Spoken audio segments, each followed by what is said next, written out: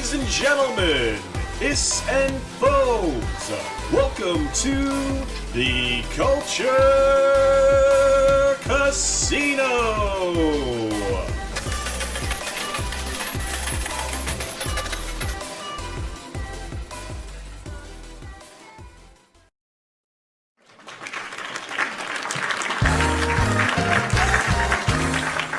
Well, the gap between fans and the critics has been steadily growing for the last couple of years, and maybe even as far back as 2014.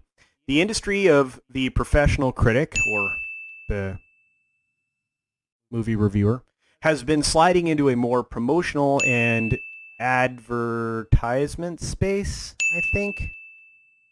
Yeah, promotional and advertising. Yeah, that's what they do now. Anyway, gone are the days when words like integrity, intellectual honesty, and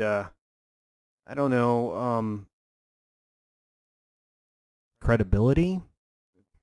Those used to be able to be applied to this industry, but now it's simply another arm of the access media.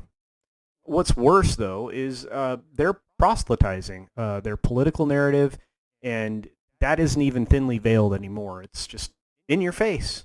So leading up to the release of a family-friendly movie like Sonic the Hedgehog, for example, the media and their supposed critics that work for them launch into attacks on a very fun and a very safe movie that the whole family can go and enjoy.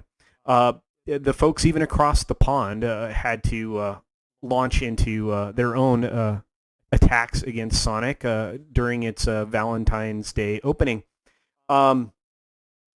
The author of the particular article I'll be sharing with you and the editorial staff, I'm sure, are whinging and attempt to couch these ideas around the concept that creativity and art could be compromised by responding to your fans' wishes, which these guys don't learn.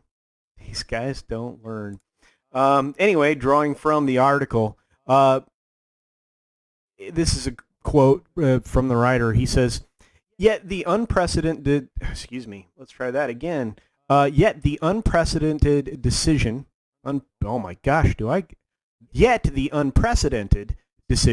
to design Sonic the Hedgehog to surrender so transparently to the audience wishes represents something of a landmark moment in the modern relationship between artist and fan, the latter of whom, thanks to the connective power of the internet and a changing media landscape, has never been so influential, so vocal, and some would argue so entitled. Should fans have this much to say in the pop culture that they consume? And if so, what does it mean for art itself? Get over yourself, dude. Oh my gosh. And this is from a writer and editorial staff that work for the BBC in their culture arena. You can look up this article. I'm just going to share this that element with you and some other thoughts. But look, what the myriad of these vapid desert islands of original thought are missing here is there would be no film without fans. I mean, this is true with every property out there, reaching as far back in history as we've started to share stories with each other around the fire at night. And I mean, the Greeks. I mean, you can go back hundreds of years, and there was a fandom, there people that pursued these stories, and we just have a different medium to tell them now. And you know, as media evolves and the mediums that they deliver this hopefully entertainment, you know, we are still telling the same kinds of stories. There's a limited number of stories, and you can look that up in a writing class. Preferably, you know, they still teach writing anyway. But without fans, the Harry Potter books, they would never have gone to a big screen release. The books themselves, you know, you had to have fans to get the word of mouth going on this incredible, you know, young adult or teen property. I mean, you had to have those fans. I mean, before that, you had the Lord of the Rings, and its many iterations that it made to the silver screen. There, I can't even count how many presentations of that story or The Hobbit have been told over the years in various media. There are fans for properties of every shade of material, adult material, juvenile material, the gambit. I mean, it's there's somebody out there that's a fan for that art. Um, but fans exist for those properties um, because of the material itself. They're drawn to the story. They're drawn to the way the story is being told, and they're drawn to the characters. Anyway, moving on. Um, when you change the material, it leads to a loss of fandom because the thing that the people gravitated towards to begin with is now different and no longer has the same feel. So let's talk about the changes that were made to Sonic before the first trailer and its theatrical release. As you can see, they've changed the aesthetic to reflect what was represented in the game. The teeth are now gone that they had in the first model. Were kind of spooky. The frail look is gone, and the face overall reflects the look of the game character in a 3D anthropomorphized way. So it looks like Sonic. In fact, let's take a quote from the filmmaker who was in this article.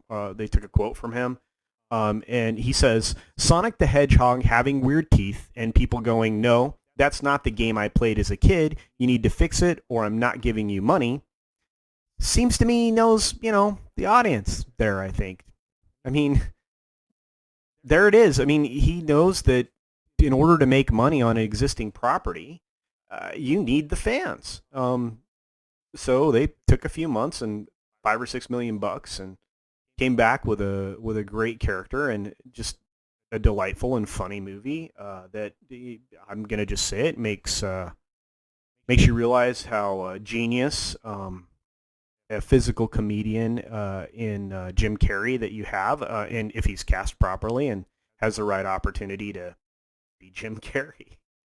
Anyway, the rest of the article and the sightings used within it seem like someone was scared of losing an avenue to polish a political or a social engineering narrative. In fact, a lot of these articles are starting to look that way now. If that's not the intent, then I'm not really sure why this piece was even presented in this way.